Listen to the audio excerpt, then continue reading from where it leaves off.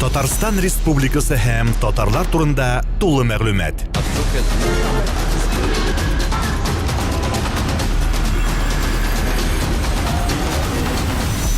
Татар информ мәгълүмат агентлыгы. Булгар шәһәренең ЮНЕСКО исемлегенә керүенең Татарстан өчен нинди әһәмияте булды дип саныйсыз? Ул чынлап зур вакыйга, чөнки Россия менә 2005 елдан 2014 елда гына менә һәйкәлне кертә алды. Менә халыкара ЮНЕСКО халыкара списогына.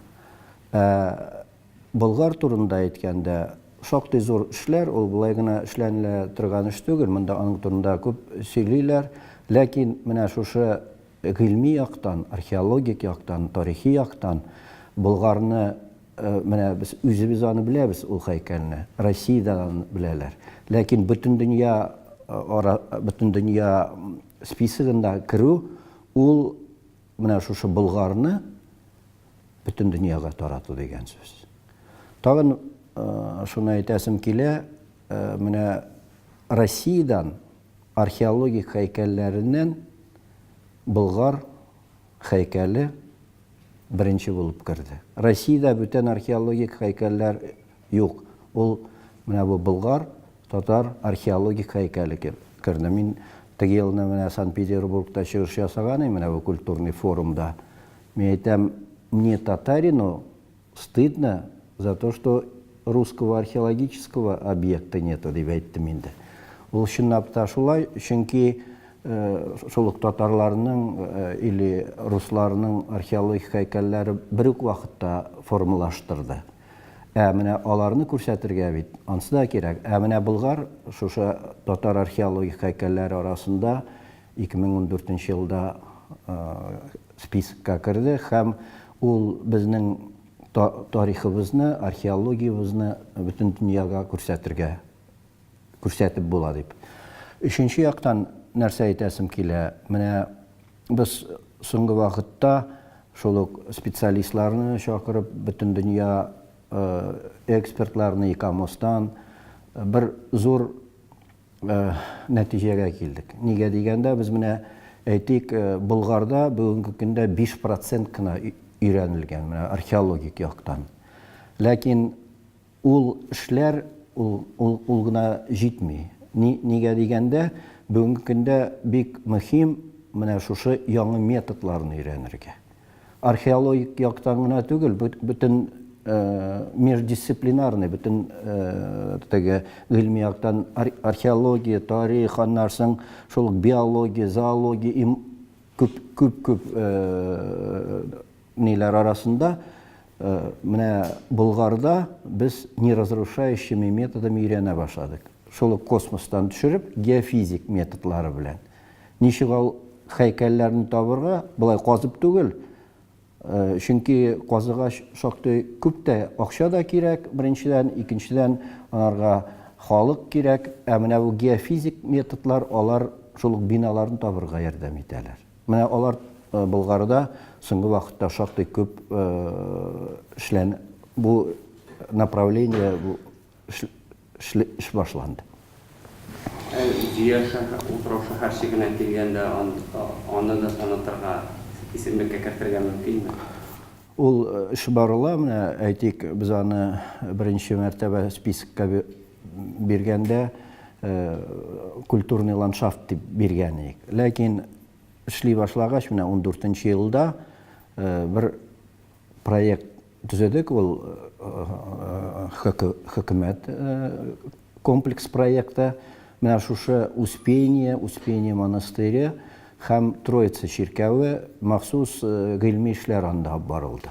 Менә шушы эшләр нәтиҗәсе булып номинация төзелде һәм 2000дә менә быел 15 елда ул ЮНЕСКОга Парижга җибәрелде һәм алар аны карап анализ ясап, менә 2017 елда Краковта була торган 41-нче сессия булганда, менә шушында Свияжский каралырга тиеш. Беренче нәтиҗәсе минем әйтәсем килә, ул миңа бик беренче яктан ниндидер үземнең эшемне нәтиҗә булып та күрсәтергә була дип әйтәм. Менә специалистлар әйтте, шушы Свияжскийны карап, ул русча, иң беренче русчаны тәрҗемә итим әле, алар белән күбрәк русча сөйләшкәч, выдающийся универсальный ценность ничегрәк икән ул татарча.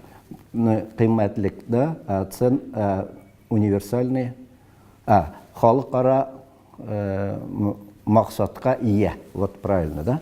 Менә специалистлар, күбрәк экспертлар карагач, Свияжск менә шушы халыкара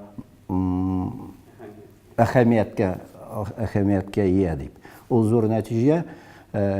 Нигә дип әйткәндә, менә шушы булмаса, ул спискка, ул комитетта вообще карамыйлар. Вообще карамыйлар. Анда шактый күп әйберләр бар, шул консервация проблемалары, реставрация проблемалары. Ләкин менә минем әйтәсем килә, Успение ширкәвендә андагы фрескалар турында без аны күбрәк раслыйдык православие белән генә бәйле. Ләкин аның программасы икенче икән. Менә әйтик, мин безнең мөфтият белән дә сөйләшкәндә бер ачышка ия булдым. Нигә дигәндә, Успение ширкәвендә Библиядан шундый фреска бар, вхождение, то есть изгнание из рая. Анда Адам и Ева бер алма белән. Менә бөтен фрескаларда ул чынлап та бер алма белән. Монда ике алма белән. Нигә икән ул? Булай эзли башладык, аннан соң таптык, Копт монастырьларында ул Ближний Восток нинди әле? Көнчыгыш илләрендә, менә кайчандыр шунда бит православие түгел, христианстволар килеп чыккан җирләрдә, менә шушында 11-12 гасырдагы монастырьларда ике алма белән бар. Андый шактый күп. Мин шуның өчен Успение ширкәвен или тан берне шуны әйтәсем килә. Успение ширкәвендә менә карый башлагач нинди сценалар бар. Менә шушы сцена ничек әле? Нинди күренешләр бар. Менә күренешләрне караганда күбрәк күренешләр мөселманга да һәм христианга да ярый торганнар. Әйтик, анда бер нинди күренешләр юк, теге роскош белән аракы эчү, тегесе бусы, шул Библиядан, алар андый вообще юк. Нигә дигәндә, менә шушы программаны, иконографик программаны төзегәндә, монда эшләгәннәр ул күбрәк халыкны, безнең татар халкын, финно-угыр халыкларны христианга күчерергә дип. И шуның өчен 16 гасырда менә шушы иконографик программаны шул художниклар эшләгән. Без белмибез нинди художник икән. Ләкин ул художник белгән менә шул православие образлары гына түгел, шул католик илләрендән, Европадан. Шуның өчен Успение ширкәве ул христиан иконографикасы гына түгел.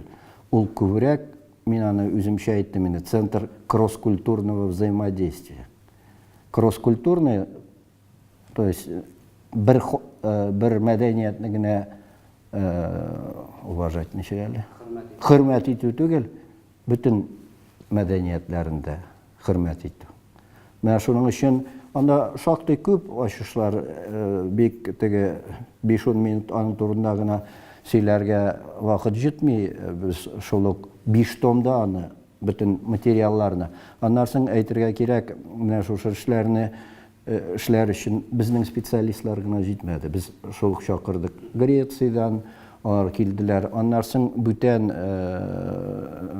Россиянең шәһәрләрен, Ярославль, Псков, biz менә Псков белән безнең материалларны biz бирдек 15 елда Псков бирде үзләренең материаллар. Аларның номинация эшләделәр Зур Псков. Но Псков Кремле һәр аны Зур Псковка әйләндерделәр. Ә бит безнең Успение ширкәве без күбрәк әйтәйдек, теге Псков архитектурасы дип. Ләкин ул Псков архитектурасы түгел, без аны карый башлагач, анда Псков архитектура, анда Мәскәү архитектура. Аннан соң материалларны, шул ук эшләгән эшләрне карасагыз, шул ук Бөек Болгар, Алтын Урда, bütün традициялар менә шушы бинага. Әйтик, Успение Мәскәүдә Успение ширкәвен кашандыр 15-нче гасырда Псков мастерлар эшләгәннәр. Ләкин ул ширкәв төзеп бетерер алдыннан ватылган. Шуның өчен Италиядан архитекторларны чакырып, анда Мәскәүдә Успениены эшләп бетергән. Мин булай шул Псков специалистлар белән сөйләшкәндә булай үземчә җавап биргәнем әйтәм, сезнең архитектура бит, сез бит үзегез расларга тиеш, менә ул әһәмияте бармы аның бөтен дөнья өчен или юкмы? Менә хәзер мин шушы көннәрдә Псковка чакырганнар, алар белән сөйләшергә. Нигә дигәндә, ничек ул архитектураны күрсәтергә була? Да, анда 12-13 гасырга биналар бар. Алар сакланып калган. Күбесенчә үзгәргәннәр, ләкин ЮНЕСКО менә бу үзгәргәннәр булай гына кертә алмый. Нигә дигәндә, аның аутентик булырга тиеш. То есть ул шул вакыттан ничек сакланып калган. Менә Успение ширкәве ул чынлап та шулай сакланып калган. Эшләр күп әле, әйтәсе килә, шуның өчен минем теләкләрем зур, бөтен Татарстан Республикасының теләкләре дип уйлыйм мин. Сез менә ничек уйлыйсыз, хәзер генә түгел, элегрәк тә бар иде теге Болгар теориясе дигән бар, Алтын Урда теориясе дигән бар, шул Болгарны да кемдер күбрәк Алтын Урда белән бәйләп карый, кемдер күбрәк Болгар белән, Чора белән күрсәтергә тырыша. Сез шул вакытта кайбер күрше республикаларда Болгарның үзенеке дип саныйсыз. Болгар ул кемнең тарихи ватаны? Менә тарих, 1000 еллык тарих булганда, һәр вакыт халыкларны, һәйкәлләрне бүлүче или теләүче кешеләр була дип уйлыйм. Менә болгар, татар теорияларына килгәндә, алар теориялар бит. Минем уйлавымча, менә болгарлар, татарлар, алар этаплар. Безнең бүгенге татар халкының болгар этабы да булган, кыпчак этабы да булган, төрек этабы да булган, татар этабы, анда бит тагын шулук нугайлар да кергән, алар шулук татарлар булган. Алсак бүтән халыкларны, казакларны алыгыз, менә үзбәкләр исеме килеп чыкты. Безнең татарлар 16-нчы гасырда Урта Азиягә 200 меңлек халык белән түгел инде, 200 мең гаскәр белән китеп, алар анда җиңгәннәр һәм шушы исем Узбек аларга килгән. Узбек, шулук Узбек хан. Шуның өчен минем уйлавымча, менә татарлар турында әйткәндә, менә шушы болгар этабын күрсәтеп, шулук татар этабын күрсәтеп, безнең халыкның бийек халык итеп саныйбыз. Әйтик, менә без бийек Болгарны номинация әзерләгәндә, спискка керткәндә, әйтик, шулук монгол чорына караган, да монгольский период деминде, чорына караган һәйкәлләр, алар бит таштан сакланмаганнар. Алар булгандыр кашандыр, ләкин алар сакланмаган. Болгардагы һәйкәлләр, алар 13-14 гасырга карый торган биналар, менә бу таш биналар дип. Ләкин шул ук вакытта 10-11 гасырга караган шактый күп артефактлар бар. Аның ниләре бар, стеналары, алар җир астында бүгенге көндә. Шул ук әйтик, Болгарда чекан ясалган акчалар, аларда 10-нчы гасырда. Менә мин әйтәм инде, 902-нче, 906-нчы, беренче болгар акчалары килеп чыкканга, менә ничә ел? 1100-дән 1100-дән күбрәк ел үткән бит уже. 1100 110 булды. Менә ул чынлап та рус дәүләтенең акчаларын алсак, древнерусский чекан дибез. Алар беренче акчалары менә үзләренең акчалары, рус акчалары дип. Алар 988 елдан соңына килеп чыккан. То есть 10 гасырның соңгы көннәре, соңгы еллары һәм 11 гасырның яртысы. Ә бездә менә шушы 10 гасырда 902-990 елга хәтлек шушы акчалар булган. Алар Булгарда бар. Алар Булгарда гына түгел, шуны әйтәсе килә.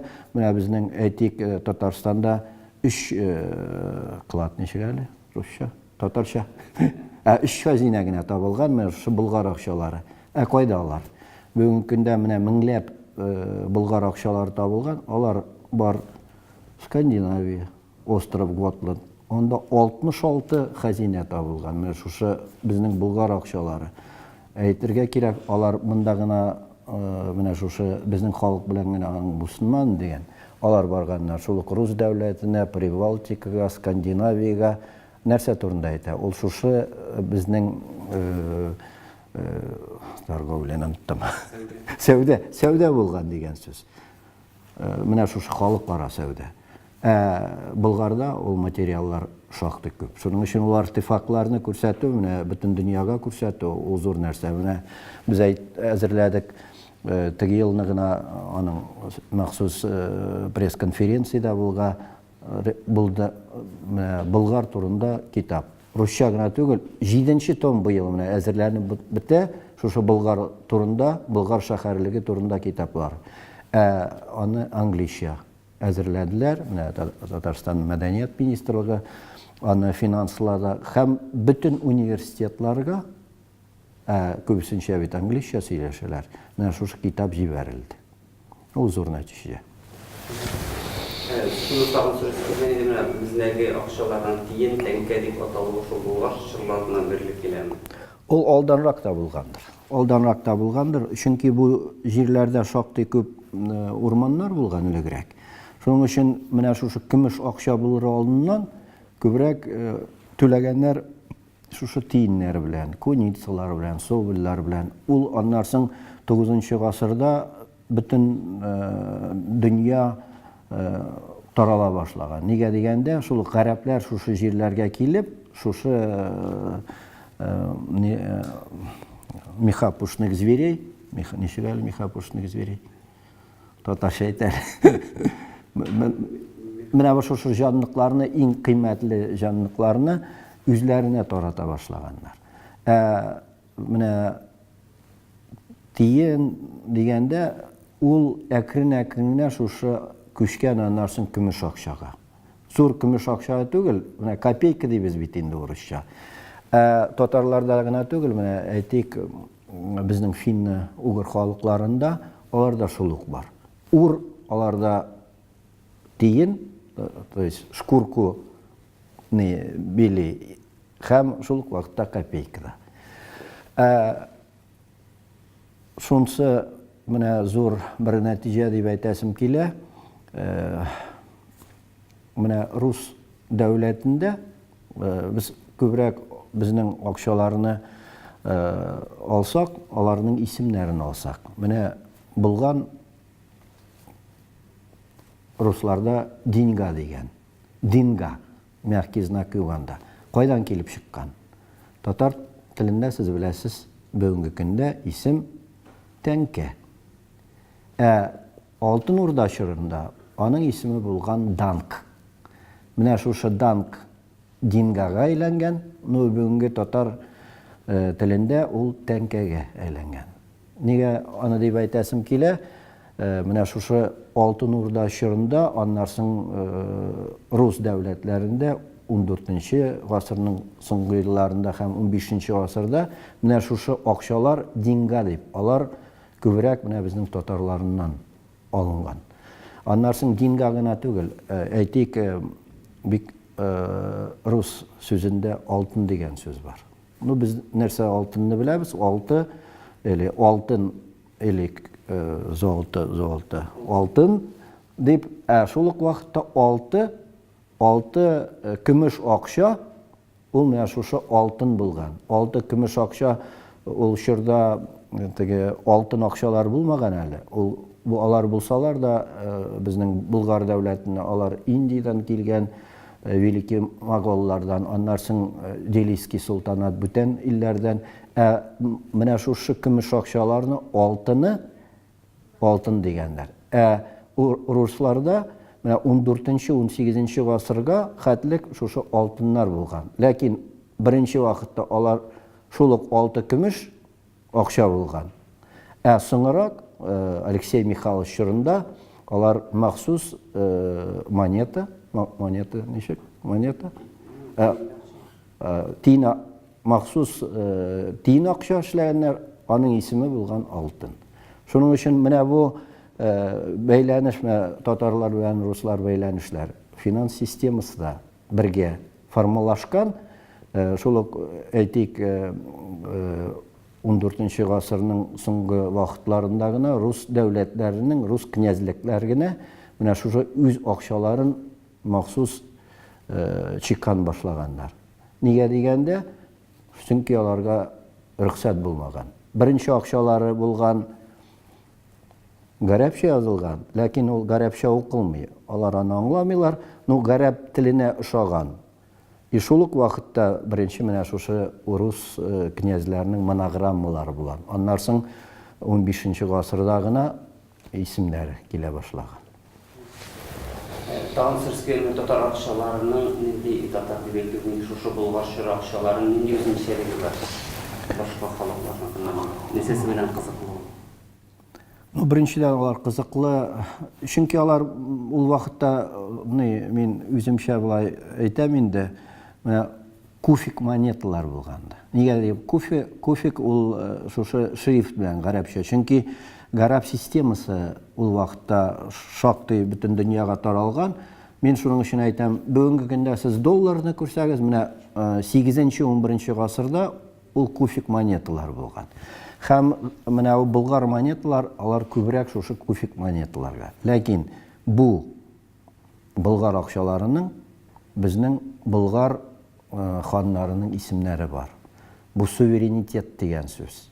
Менә шулар булмаса, без Болгар дәүләте турында күбесен белмәс идек. Күбрәк бит шул гарәп источниклардан беләбез инде. Шул Ибн Фатлан, Ибн Руста, менә бу акчалар булу, без үзебезнең ханнарның исемен беләбез.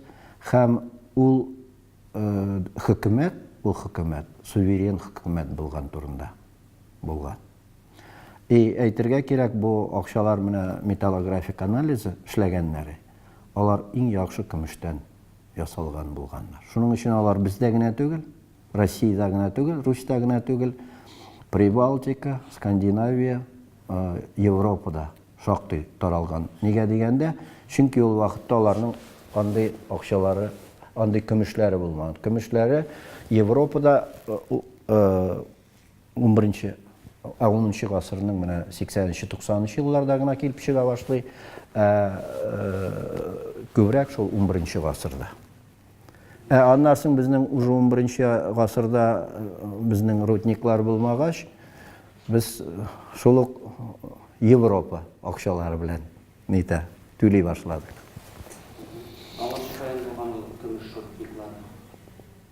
Көмеш рудниклары булган Урта Азияда. Афганистан, Иран и Урта Азия. Анда шактый күп булган, безнең мин кайчандыр менә доктор диссертациясе язганда ниткәнем, неужели Уралда булмаган дип. Анда бер документ бар, ул күбрәк 16 гасырга карый. Анда язалар патшага, менә шушы җирдә таптык менә шушы көмеш рудникларны, и шул ул рудникларны менә татарлар элегрәк файдаланган дип. Шуның өчен минем уйлавымча, менә Алтын Урда чорында ул рудниклар белән ниткәннәр, файдаланганнар. Шуның өчен мондай акчалар булмаса, әйтик, Алтын Урда чорында мин менә 14 гасырны ниткәнем, санаганым, күпме хәзинәләр һәм 10-нчы гасырда безнең территорияда табылган 20ләп хәзинә, 14-нче гасырга санасак, ул 100ләп, 1000гә килеп җитә. Менә нинди зур масштаблар. Кызыклы менә Болгардагы биналарның берсенең ичендә 6 почмаклы йолдыз бар. Без бит аны беләбез. Яһудиләрнең билгесе буларак. Моны ничек тә булса, буның тарихи аңлатмасы бар.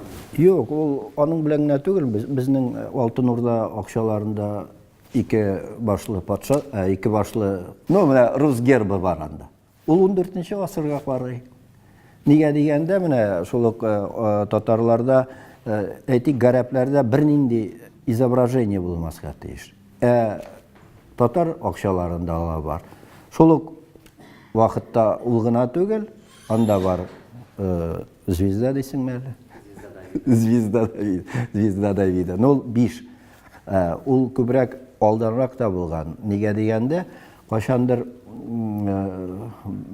Болгар дәүләте Хазар дәүләтенә кергән булган. Хазарлар, аларның патшалары яһудилар булган. Аның белән дә бәйләп була, ләкин ул яһуди генә түгел. Ул безнең менә шушы төрек символы шактый таралган булган. 6 почмаклы. 6-8 почмаклы бар андый. 6 почмаклы йолдызында кулланганда. Да, кулланганда. Да, акчаларда очрый.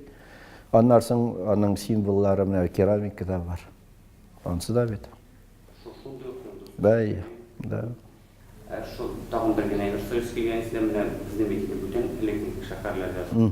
Кашан аларны да ничек тә булса тикшергән һәм танылтырга мөмкинме? Алар да безгә ничек тә безнең тарихыбыздан Ул бик мөһим сорау. Нигә дигәндә, без менә Булгарны шактый күп эшләнелгәч кенә кертә алдык спискка. Безнең биләр бар, безнең сулар бар. 100ләп. Бүгенге көндә 190 шәһәрлек бар. Алар кайберләре зур, кайберләре вәләкәйрәк. Әлбәттә 190 кертеп булмый. Ләкин менә шул ук биләрне, суларны бүтәнне танытыр өчен bir шундый махсус программа бар. Менә без Булгарны керткәндә, Катарда шундый проект бар. Ул называется Великий шелковый путь. Бөек Ефәк юлы. Бөек Ефәк юлы. Менә шушы программага безнең кергә уйларыбыз бар. Ул беренчедән безнең белән генә түгел, чөнки ул Россия белән бәйле, аннарсын бүтән Европа илләре белән. Ул юлга бүгенге көндә 25ләп хөкүмәт керә. Аларның беренче этабы менә керде Кытай, Казахстан һәм Кыргызстан.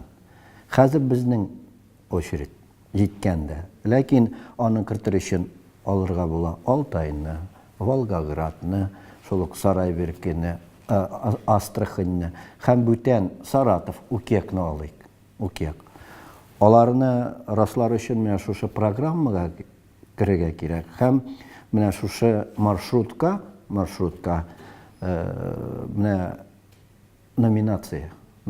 Без әйтик, октябрьдә булган идек, менә Казахстанда аны без махсус чакырдылар. Менә шушы программага керергә тәкъдимнәре аларның бар. Анда ЮНЕСКОдан да бар ул семинарда. Һәм минем уйлавымча бу перспектива. Һәм шул ук безнең биләрне, суларны, Укекны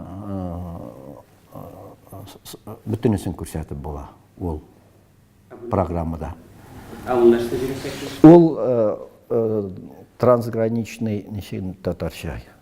Трансграник или бөтен дәүләтләр, менә шул ук Кытайдан алып Италиягә хәтлек юлны күрсәтеп була һәйкәлләр аша. Менә шушы ул бер 20-25 еллык программа расланган ЮНЕСКО белән. Менә шушы серийный трансграничный номинациягә без керә алсак, ул безгә зур мөһим урын табыр иде.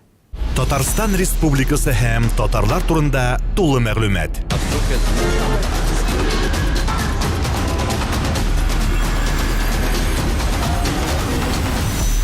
Татар информ мәгълүмат агентлыгы.